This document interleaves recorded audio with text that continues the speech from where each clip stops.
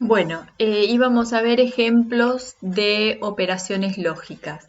Por ejemplo, si yo quisiera determinar números pares mayores a 5, la condición para evaluar esto sería que el número sea mayor a 5 y que el número mod 2 sea igual a 0.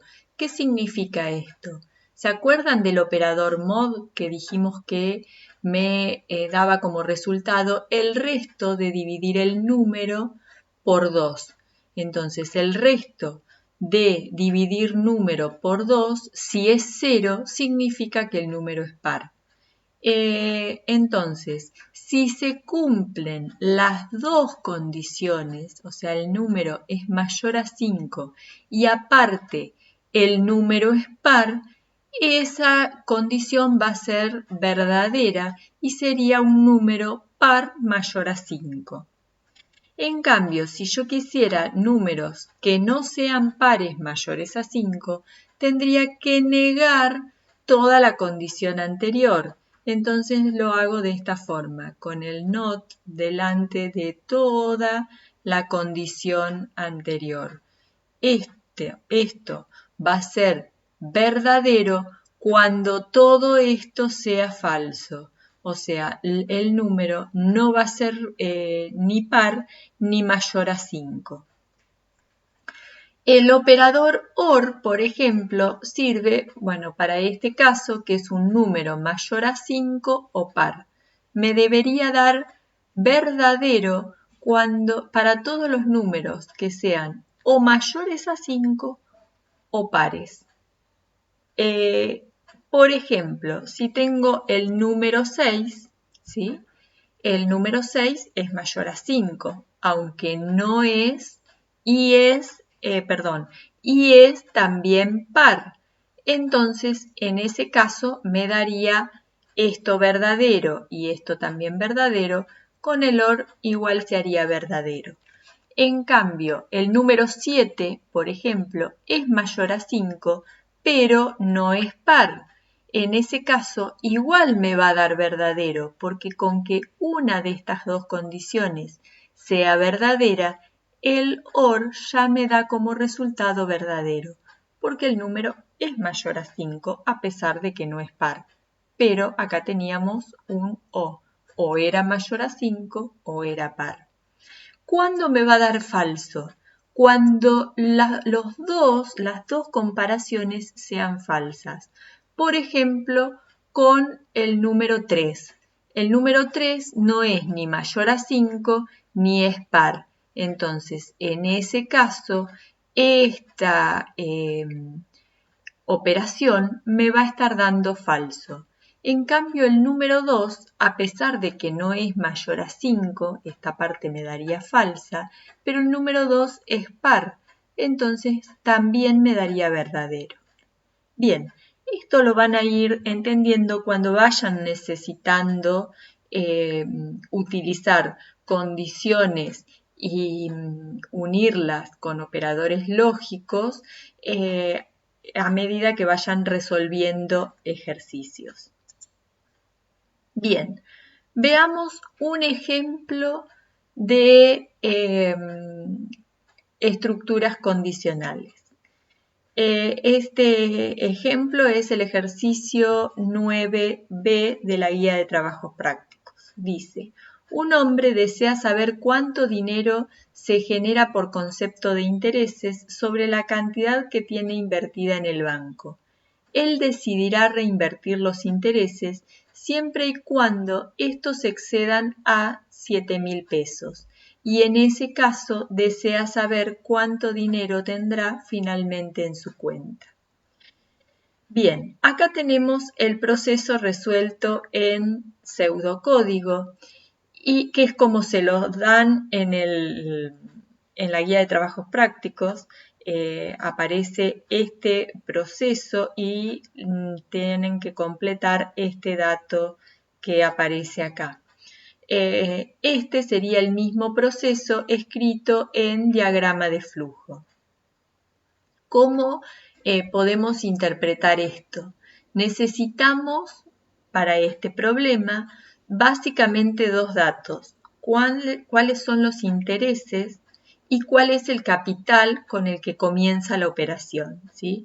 Entonces se le pide al usuario que ingrese, a pesar de no tener ningún mensaje, hacemos una lectura del porcentaje de intereses, o Pint en este caso sería esa variable, y la variable cap, que sería la que me está representando el capital inicial de la operación. Con esos dos datos yo voy a calcular los intereses, cuáles serían los intereses o el monto por intereses que va a obtener. Sería el capital multiplicado por el porcentaje de los intereses. Si ese monto es mayor a 7.000, porque dice siempre y cuando estos excedan a 7.000 pesos, entonces si ese monto de intereses es mayor a 7.000 pesos, en ese caso podemos calcular, significaría que va a reinvertir el dinero y podemos calcular cuánto dinero tendrá finalmente en su cuenta. Entonces, el capital final va a ser el capital inicial más ese monto por intereses que se acumularían. Y en ese caso le mostraría el capital final al usuario. En caso de que no fuesen mayores a 7.000 pesos el monto por intereses, ya no le interesa reinvertir ni tampoco saber cuánto tiene en su cuenta. Bien, otro ejemplo es el que aparece en el ejercicio 11, que dice realizar un algoritmo que lea un número desde teclado y que informe si es par o impar. Ya un poquito vimos las condiciones para ver si un número era par o no, su valor absoluto y si es positivo, negativo o nulo. Para poder resolver este ejercicio vamos a tener que utilizar estructuras algorítmicas condicionales, pero vamos a necesitar más de una condicional, ¿sí? Porque tenemos muchas cosas que informar. Bien, al finalizar lo vamos a resolver a este ejercicio en otro video donde vamos a usar PCInt para que también a ustedes les vaya resultando más fácil poder usar PCInt directamente y ver cómo hacemos el diagrama de flujo o cómo escribimos el pseudocódigo. Bien, y otra de las estructuras condicionales que tenemos es el según. El según no es una estructura básica, por decirlo de alguna manera, sino que es una simplificación de las condicionales anidadas, ¿sí? Cuando tenemos que para resolver un problema vemos que utilizamos una condicional múltiple, o sea, los sí anidados. Pero la condición, vemos que siempre el estar comparando una variable con un valor. O sea, si la variable toma un valor, hacemos una cosa. Si la variable toma otro valor, hacemos otra cosa. Si la variable toma otro valor, hacemos otra cosa. En ese caso podemos simplificar el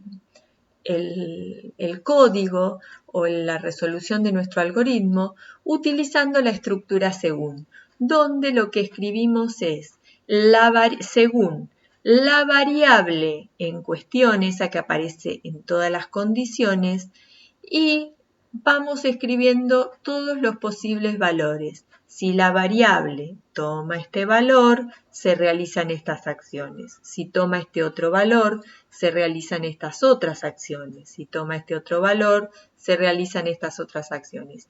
Y si no, o en este caso de otro modo, se realizan todas las acciones que serían del otro modo, o sea, cuando no toma ninguno de los valores anteriores, ¿sí? Esto se escribe de esta forma en pseudocódigo y si lo queremos dibujar en el diagrama de flujo, se dibuja de esta manera. De todas maneras, quiero decirles que no es una estructura totalmente necesaria, ¿sí?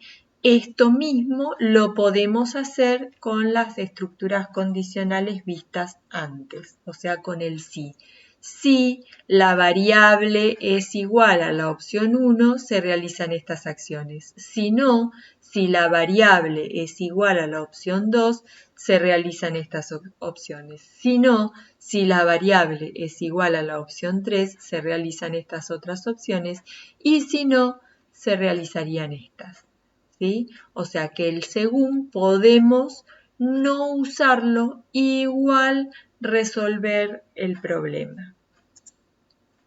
Un ejercicio que puede resolverse con esta estructura es el ejercicio 16, que dice escribir un algoritmo que dado el día, mes y año en números, los visualice como día en números, de mes en letras, de año en números.